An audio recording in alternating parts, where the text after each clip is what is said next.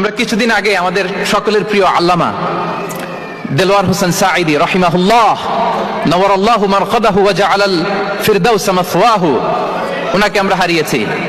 আমি যখন ওনার শোক বার্তা নিয়ে ফেসবুকে স্ট্যাটাস লিখি, কমেন্টে আমি এই আয়াতটা লিখেছিলাম।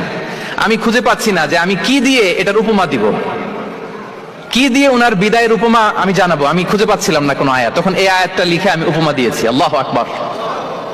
গোটা বিশ্বের মানুষ কেঁদেছে, গোটা বিশ্বের মানুষ গায়বানা জানাজা পড়েছে, গোটা বিশ্বের মানুষ ওনাকে অশ্রুসিক্ত বিদায় দিয়েছে।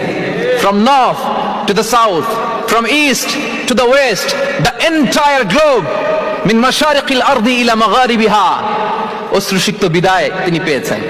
এটাই আল্লাহ তাআলার সন্তুষ্টির একটা জলজ্যান্ত নমুনা। জোরে বলেন ঠিক কিনা?